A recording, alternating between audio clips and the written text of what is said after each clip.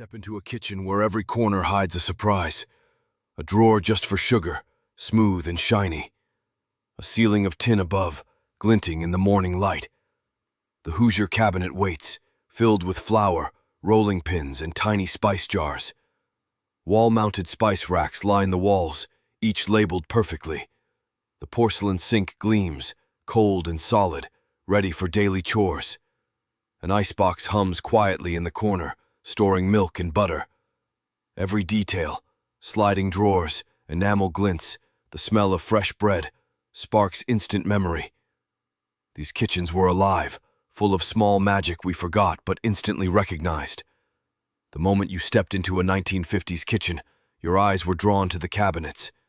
They weren't just storage, they were little worlds of order and promise. Built-in flour bins sat tucked into corners, their smooth wooden lids lifting to release a cloud of soft, powdery scent. You could almost feel the fine grains slipping through your fingers, ready to become cookies, bread, or pie crust.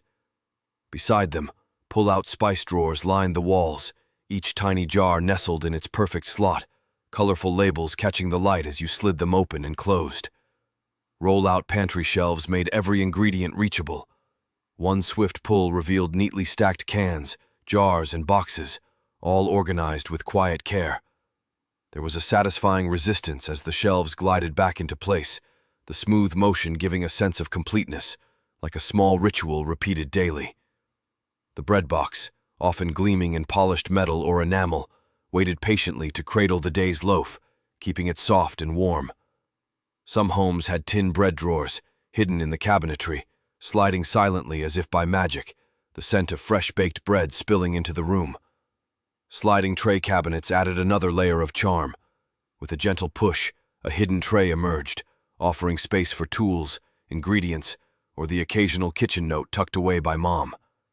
Each drawer, shelf, and compartment invited touch and movement, the physicality making the kitchen feel alive.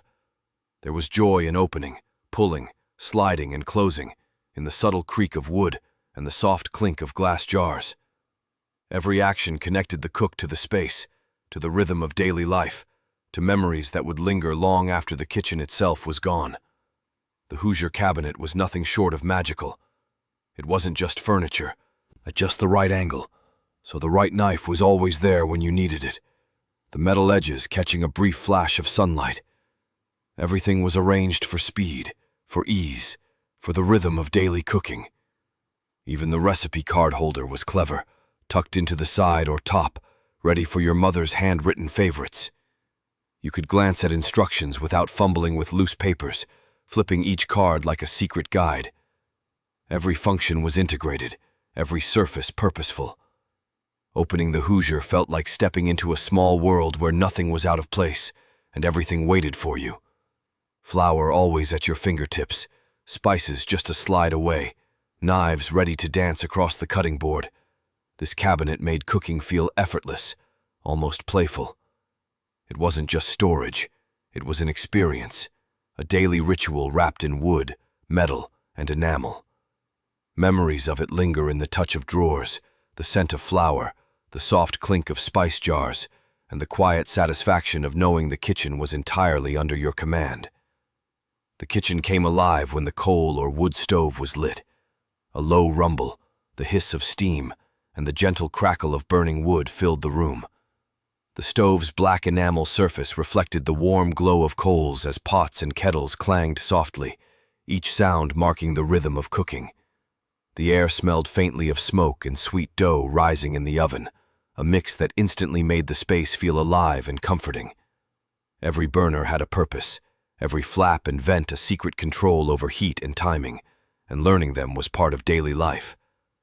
On the counter, a manual coffee percolator bubbled quietly, sending the rich aroma of fresh coffee curling through the kitchen. The hiss and gurgle were like a morning song, signaling the start of the day. Milk jugs and sugar bowls waited nearby, ready for a hand-poured cup, while the scent of brewing coffee mingled with the faint smoke from the stove, creating a heady, familiar blend. Meat locker drawers kept perishables cool and safe, sliding out with a satisfying smoothness. Cold and solid under your hands, they smelled faintly of cured meats and the faint tang of ice, a reminder of the labor that went into keeping a family fed. Nearby, the countertop grain mill awaited. You cranked the handle slowly, the metal gears whirring as wheat, corn, or oats transformed into flour. Together they turned the kitchen into a stage for daily life, a place of motion, sound, and scent that is almost impossible to forget. Kitchens in the 1950s were full of clever built-ins designed to make life smoother, almost like secret assistants tucked into the cabinetry. Open a cupboard, and a built-in dish drying rack slid forward, holding plates upright as they glistened with water, ready to be put away. The metal bars caught the sunlight, the soft drip of water a tiny, satisfying rhythm that marked the pace of chores. It wasn't just functional, it was quietly mesmerizing, a simple system that kept everything orderly without thinking. Nearby, built-in egg boilers promised perfectly cooked eggs every morning. You placed the eggs carefully, turned a knob, and the faint hiss of boiling water signaled progress. There was a kind of quiet anticipation, waiting for the pop or click that meant breakfast was ready. Even small hands could feel the magic of it, the simple precision of a tool built into the kitchen itself. A built-in pastry board was another unsung hero. It slid out at just the right height, the wood smooth under your hands, the edges dusted with flour. Rolling dough became a ritual, every push and turn connecting you to decades of kitchen tradition. Flour sifters and sugar sifters were tucked into their own compartments, ready to sprinkle, dust, or measure with a single slide or flip. The soft clink of tin, the whisper of powder falling, the tactile motion of scooping and sifting. These details made ordinary tasks feel purposeful and satisfying. Even rolling pins had a home, built right into the cabinetry. Pull it out, and it was ready for dough, then slide it back, neatly stored and out of the way. Every built-in felt like an extension of the cook's hands, making the kitchen feel effortless and alive. Simple movements, sliding, popping, pouring, turning. They were small moments of daily magic that vanished when modern kitchens replaced them with countertops and drawers. But for anyone who remembers, those built-ins weren't just practical. They were little delights, quietly shaping the rhythm and joy of cooking. The magic of a 1950s kitchen often hid in the smallest spaces, tiny drawers and nooks that promised perfect order. Slide open a pull-out cutting board with built-in knife slots, and everything was at your fingertips. Knives stood upright, gleaming under the soft kitchen light, ready for slicing bread, chopping vegetables, or carving a roast. There was something satisfying about the way each knife fit snugly in its place, a silent promise that cooking could be smooth, organized, and even a little elegant. Nearby, built-in utensil divider drawers transformed chaos into calm. Wooden spoons, spatulas, ladles, and tongs each had a home, sliding effortlessly into slots carved just for them. The simple motion of opening a drawer and seeing every tool lined up in perfect rows gave a sense of control and quiet joy, a tactile reward for the daily rhythm of cooking. For sweet moments, the biscuit cutter drawer was a tiny wonder. Tin or wooden cutters, stacked and waiting, slid forward with a soft click. Pull one out, press into dough, and the shapes emerged clean and precise. It was a small, almost secret delight, the kind of memory that lingers long after the biscuits are baked. Slide-out spice racks added a burst of color and scent. Tiny jars lined up like soldiers, labels facing outward, waiting for the pinch of cinnamon, the dash of paprika, or the sprinkle of dried herbs. The soft rattle of jars as you slid the rack back into place, the smell that lingered in the air, the tiny thrill of order in a kitchen that otherwise buzzed with activity. These little nooks were pure sensory delight. Even the built-in sugar bin niche carried its own charm. Reach in, scoop the perfect amount, and close the lid with a soft thud. Everything had its home, and everything fit just right. These specialty drawers and nooks weren't just practical. They created a rhythm, a choreography, a quiet satisfaction. They reminded you that a kitchen wasn't just a room. It was a carefully designed space where every tool, every ingredient, every tiny motion mattered. Walls in a 1950s kitchen were never just walls. They were alive with function and small delights. A wall-mounted spice rack could transform a plain space into a rainbow of tiny jars, each labeled and lined up like a miniature city. A quick reach, a twist, and a dash of paprika or cinnamon landed perfectly in your pot. the soft clink of glass again with a flick of the wrist. Ladle hooks kept big spoons, slotted spoons, and soup ladles hanging in perfect rows. Arms reached up, grabbed one, and it felt natural, almost effortless. The same went for wall-mounted rolling pin hooks, holding the weight of wooden pins, always ready to roll out dough without cluttering the counters. Each wall was a stage for quick, satisfying actions: grab, hang, measure, pop, slide, and every movement reinforced the sense of order. These wall wonders weren't just clever, they created a kinetic rhythm in the kitchen. Hands moved swiftly, eyes tracked jars and hooks, and the room hummed with small, purposeful motions. Every reach and lift became part of a choreographed dance, a sensory memory that lingered long after the ovens cooled and the dishes were done. In these simple, mounted helpers, the walls themselves felt alive, silently organizing, guiding, and delighting. Countertops in the 1950s were more than just surfaces. They were stages for daily rituals, places where tools and memories came alive. An enamel coffee pot often sat proudly on the counter, its glossy surface catching morning light, steam curling up as the first drops of strong, dark coffee promised warmth and alertness. The metallic clink when lifting the lid, the rich smell filling the room, and the steady drip into waiting cups made mornings feel ceremonial. Next to it, a countertop soapstone slab waited patiently, cool and smooth under flour-dusted hands. Dough pressed and rolled across it, leaving traces of effort and anticipation, while the stone absorbed warmth and retained just the right chill to keep butter from melting too fast. It was tactile magic, every touch connecting the cook to the rhythm of the kitchen. A countertop flour bin, often with a snug lid, invited small hands to dip in, sift, and pour. There was the smell of fresh, slightly sweet flour, the soft powder sticking to fingers, the delight of scooping just the right amount. Nearby, a grain storage bin held kernels for grinding or quick recipes, the coarse texture a reminder of how meals began from the simplest ingredients. Turning the crank of a small countertop grain mill, feeling the resistance give way, and hearing the grain whisper into the collection bowl was a quiet, satisfying reward. Even novelty items made countertops magical. A popcorn maker attachment might perch on the edge, ready for a quick treat. Memory makers, quietly holding the magic of daily rituals in every scratch, shimmer, and smell. Cialo, gar, and butter had their own little thrones.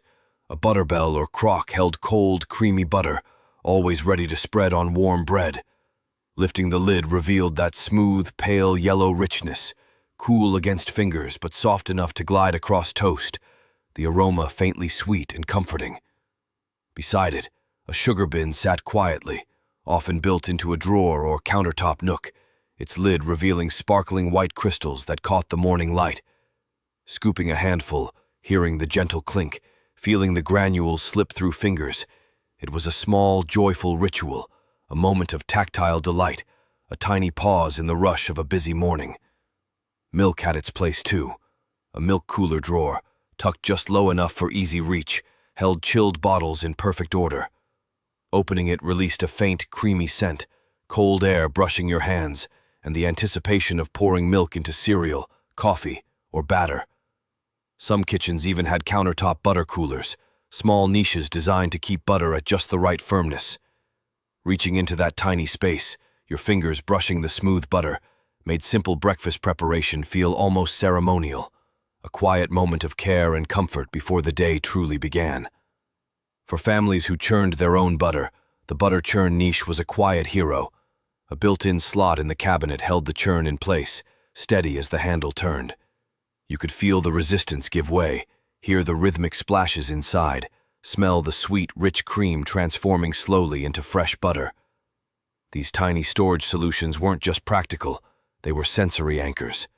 Cold, creamy, sweet, and satisfying, they turned everyday ingredients into touchable, smellable, tasteable memories that lingered long after the toast was gone, a lasting echo of home and warmth.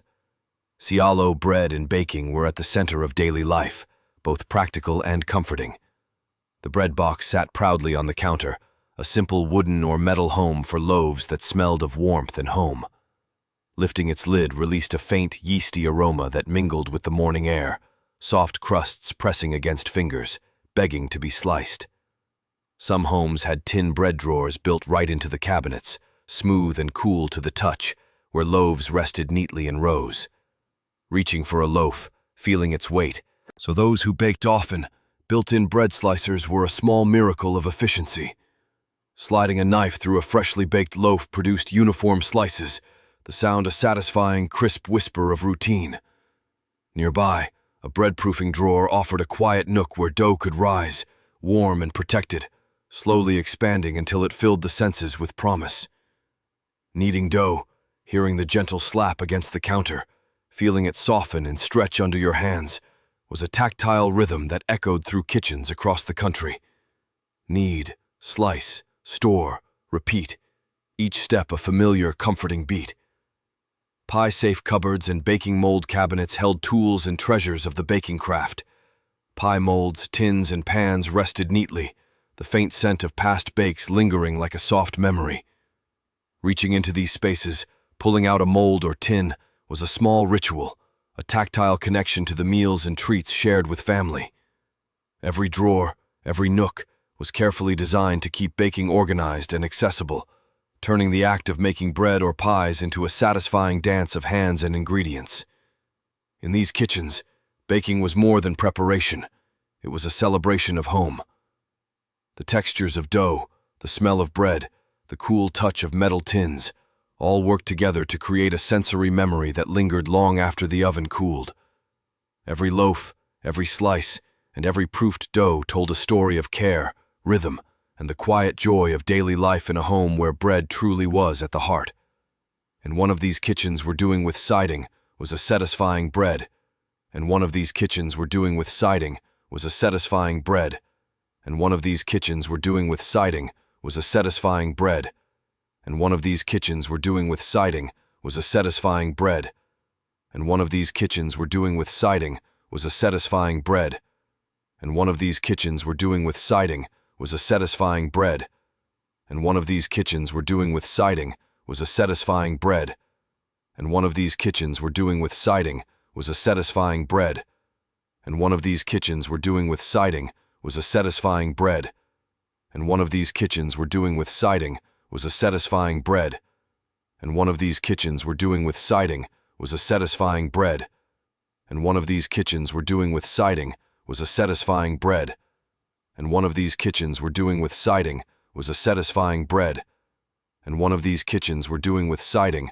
was a satisfying bread, and one of these kitchens were doing with siding was a satisfying bread, and one of these kitchens were doing with siding was a satisfying bread, and one of these kitchens were doing with siding was a satisfying bread, and one of these kitchens were doing with siding was a satisfying bread, and one of these kitchens were doing with siding was a satisfying bread, and one of these kitchens were doing with siding was a satisfying bread, and one of these kitchens were doing with siding was a satisfying bread, and one of these kitchens were doing with siding was a satisfying bread, and one of these kitchens were doing with siding was a satisfying bread, and one of these kitchens were doing with siding was a satisfying bread, and one of these kitchens were doing with siding was a satisfying bread, and one of these kitchens were doing with siding was a satisfying bread, and one of these kitchens were doing with siding was a finding its home without clutter,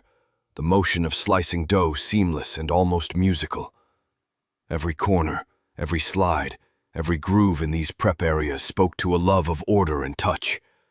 Crumbs that fell were caught, juices that ran were guided, and hands were free to feel the texture of life, crisp, soft, sticky, fragrant. The kitchen became more than a workspace.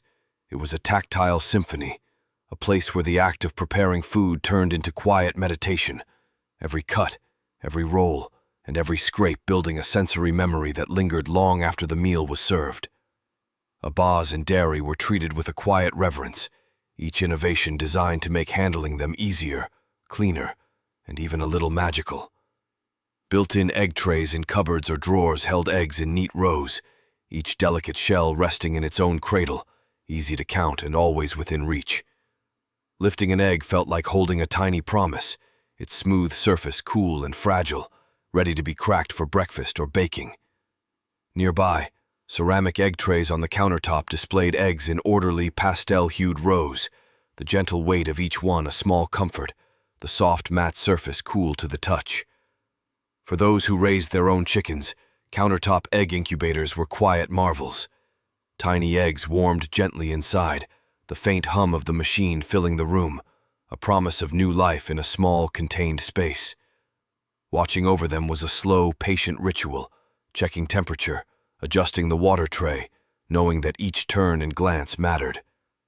When it came time to turn eggs into meals, wall-mounted egg beaters offered hands-on satisfaction. The handle turned with a smooth, mechanical rhythm, the metal beaters slicing through whites and yolks, the mixture thickening and frothing under steady arms. Counting, cracking, and whisking became a short, joyful mantra, each step tactile and sensory, the kitchen alive with movement, sound, and the faint, creamy scent of fresh eggs. These tools were more than functional. They were tiny instruments of daily delight, transforming simple ingredients into experiences remembered long after the breakfast table was cleared. Mornings in a 1950s kitchen began with small, deliberate movements, centered around the comforting rhythms of coffee and tea. A countertop coffee grinder sat ready, its wooden base worn smooth from years of hands turning the crank. The beans went in with a gentle scoop. The lid was tactile, almost meditative, the sound and smell intertwining to create a ritual that was as much about patience as it was about taste. Tea, too, had its place of honor. Tin tea storage cabinets kept leaves fresh, each labeled compartment holding a different aroma, from smoky black teas to fragrant herbal blends. Opening a drawer released a subtle, inviting scent that promised comfort and warmth. The act of measuring, scooping, and pouring tea became a small, daily ceremony, a moment of focus before the day fully arrived. For those who enjoyed cold beverages, manual ice crushers offered another satisfying ritual. The crank turned smoothly, the metal blades crushing cubes into snowy shards, each rotation punctuated by a crisp, metallic crunch.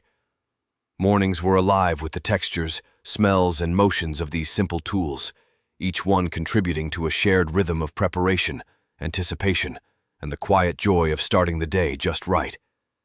In a 1950s kitchen, flavor had its own dedicated spaces. Built-in spice cabinets with glass fronts stood quietly on walls, the sunlight catching the rows of tiny jars, each labeled in neat, looping script. Opening the cabinet released a subtle wave of scents, cinnamon warm and sweet, pepper sharp and lively, nutmeg earthy and faintly exotic. Fingers traced the cool glass, lifting jars to shake just the right amount onto a simmering pot, the ritual precise and satisfying. The visual rhythm of glass, labels, and carefully measured spices gave a small sense of order, each selection a small, deliberate choice that added life to a meal. Mounted spice carousels spun smoothly on their brackets, a miniature dance of flavor waiting to be called into action. Turning the carousel revealed hidden rows of herbs and seasonings, each jar reflecting the light differently, the labels lining up like tiny banners. There was a tactile pleasure in rotating the carousel, fingers grazing metal and glass, the faint click of each turn marking progress, a small moment of attention to detail that turned cooking into a deliberate, sensory experience. Pull-out spice racks inside cabinets were a quiet marvel, hidden until needed, sliding effortlessly to reveal an entire collection of flavors. Knuckles brushed warm wood as the rack emerged, jars aligned in perfect rows, the aroma of dried oregano or basil rising gently. Some kitchens even had built-in rolling spice racks, where a gentle push brought every seasoning into reach, a choreographed motion of retrieval and return. Each system, whether glass-fronted, spinning, or sliding, made the act of seasoning feel thoughtful, intentional, and almost ceremonial. In these small, orderly spaces, everyday herbs and spices became touchable, smellable memories, connecting hands, eyes, and nose to the simple joy of cooking with care. In mid-century kitchens, some tools were designed for tasks so specific they almost felt magical. A built-in sugarcane juicer attachment sat firmly in its niche, polished metal ready to spin. Feeding a stalk of sugarcane through it, hands steady on the handle, the machine hissed and whirred, squeezing out a sweet golden stream that collected in a small pitcher below. The scent of fresh cane filled the air, thick and fragrant, sticky droplets occasionally splashing onto the counter. It was a tactile, noisy moment, each twist of the crank a little ritual, each drop of juice a reward for patience and effort. Nearby, a built-in corn sheller waited quietly in its cabinet slot. Sliding an ear into the steel teeth, a turn of the handle set kernels tumbling into a waiting bowl. The sound was sharp and rhythmic, a chorus of metal and corn, punctuated by the soft thump as husks were stripped away. Fingers brushed against smooth kernels, sometimes warm from the sun, sometimes chilled from storage, and the smell of fresh corn, sweet and earthy, mingled with the kitchen's other aromas. The sheller was quiet in presence but lively in action, turning a simple task into a small sensory performance. Hand-crank food grinders held their own fascination, sturdy on countertops or clamped to tables. Meat, vegetables, or grains passed through steel teeth as the handle turned, each rotation bringing a satisfying resistance, the resulting textures dropping into bowls with a soft patter. The smell of fresh ingredients mingled with the metallic tang of the grinder itself, a reminder that cooking could be both physical and rewarding. These specialized tools weren't just appliances, they were anchors of experience, making the preparation of food tactile, noisy, and unforgettable. Every turn, push, and crush connected hands, eyes, and nose to the act of transforming raw ingredients into the beginning of a meal. The second kitchen's whirring as a grain sits to instead, and financial tools were cleaning up was a little ritual of order and shine. Built-in dish-drying, subtle, comforting smell of soap, and the lather felt both familiar and luxurious on fingertips. Nearby, a porcelain soap pump sat in its little built-in niche, always ready for a quick squirt of liquid soap. Pressing the pump made a small, tactile click, a tiny satisfaction that marked the start of washing hands or scrubbing dishes. Some kitchens even had porcelain enamel water reservoirs, set beside the sink or mounted on a wall, holding fresh water for rinsing or cleaning. Lifting the lid, the cool water shimmered in the morning light, ready to flow smoothly into bowls or basins. These simple, thoughtful features made every dish, pan, and glass feel cared for. Everything sparkled and had a home, each item with its own spot, creating a quiet rhythm of cleaning that made the act of washing up feel almost ceremonial. The cool porcelain, running water, and gleaming dishes left small sensory memories that lingered long after the last towel was hung. The carts was long some ways in running water, and cleaning the rider in the rider, which was life to be rider in the rider, and cleaning the rider was running water, and cleaning the rider was running water, and cleaning the rider was running water, and cleaning the rider was running water, and cleaning the rider was running water, and cleaning the rider was running water, and cleaning the rider was running water, and cleaning the rider was running water, and cleaning the rider was running water, and cleaning the rider was running water, and cleaning the rider was running water, and cleaning the rider was running water, and cleaning the rider was running water, and cleaning the rider was running water, and cleaning the rider was running water, and cleaning the rider was running water, and cleaning the rider was running water, and cleaning the rider was running water, and cleaning the rider was running water, and cleaning the rider was running water, and cleaning the rider was running water, and cleaning the rider was running water,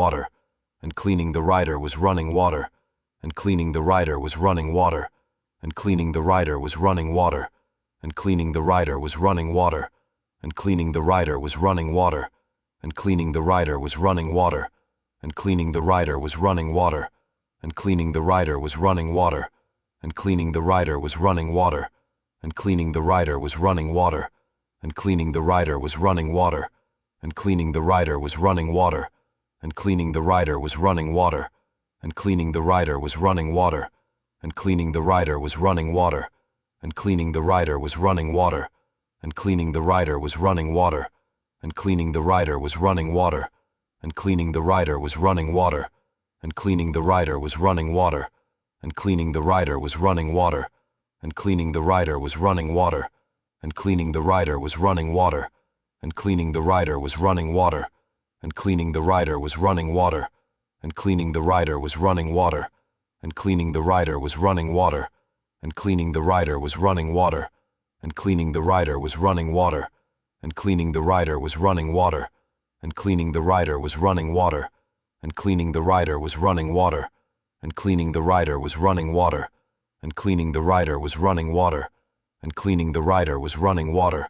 and cleaning the rider was running water, and cleaning the rider was running water, and cleaning the rider was running water, and cleaning the rider was running water, and cleaning the rider was running water, and cleaning the rider was running water, and cleaning the rider was running water, and cleaning the rider was running water, and cleaning the rider was running water, and cleaning the rider was running water, and cleaning the rider was running water, and cleaning the rider was running water, and cleaning the rider was running water, and cleaning the rider was running water, and cleaning the rider was running water, and cleaning the rider was running water, and cleaning the rider was running water, and cleaning the rider was running water, and cleaning the rider was running water, and cleaning the rider was running water, and cleaning the rider was running water, and cleaning the rider was running water, and cleaning the rider was running water, and all their own. Built-in jar lifters were one of these quiet wonders, a tiny recess in a cabinet or drawer, shaped perfectly for glass jars of preserves or pickles.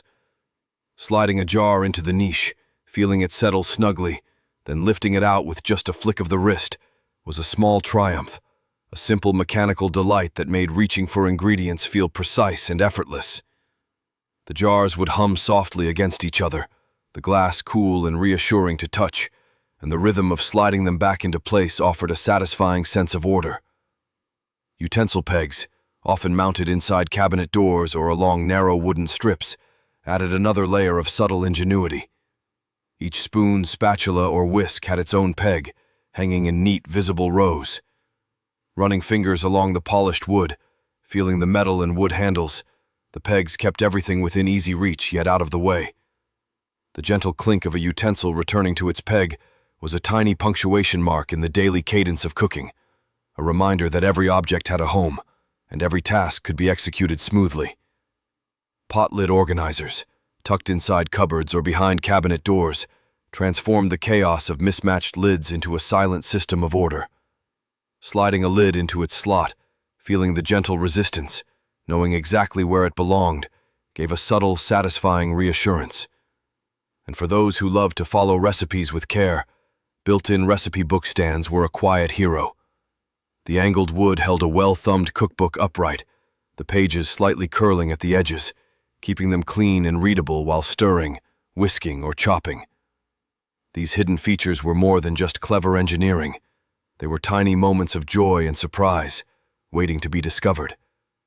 Each niche, peg, and slot turned mundane tasks into sensory experiences, small aha moments where the kitchen revealed its thoughtfulness.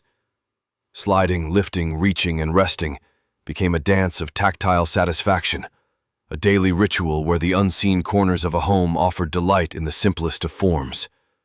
And then, all at once, the kitchen comes alive in memory, a swirl of small wonders and hidden treasures. The cool slide of a butterbell lid, the granular sparkle of sugar spilling through fingers, the gentle clink of a jar lifted from its niche, the whir of a hand-crank food grinder, the rhythmic tapping of rolling dough on a built-in porcelain reservoir. Even the walls seemed to whisper where built-in egg trays, pot lid slots, and recipe stands held their quiet magic, waiting for small hands to reach in and discover them. Smells rise in waves: freshly baked bread, churned butter, a hint of cinnamon, the earthy aroma of vegetables washed and prepped. Textures linger in memory: the smooth curve of a rolling dough board, the cool firmness of an ice crusher handle, the delicate resistance of a jar lifter slot. The kitchen was never just a room. It was a symphony of senses, a choreography of daily life where every object had purpose and every movement was rewarded with tactile satisfaction. These were the kitchens we grew up in, filled with hidden magic, small innovations, and thoughtful design that shaped the rhythm of our days. Each drawer, niche, and board carried a story, a memory, a sensory echo that lingered long after the last meal was served. They were more than kitchens. They were stages for our first encounters with wonder, places where ordinary tasks became extraordinary, and where the simplest ingredients transformed into lasting memories. As we step back from the magic of these kitchens, let your mind wander. Remember the butter bell, the slide-out chopping board, the built-in bread slicer, the rolling dough board, the spice carousel, the countertop coffee grinder, the pull-out cookie sheet rack, the jar lifter, the pot lid organizer, and that trusty wall-mounted egg beater. Each one sparked small, unforgettable moments, simple joys that shaped our mornings and afternoons. Share your favorite memory in the comments, and let's celebrate the kitchens that raised us, full of hidden wonders, familiar smells, tactile pleasures, and quiet magic we carry with us every day.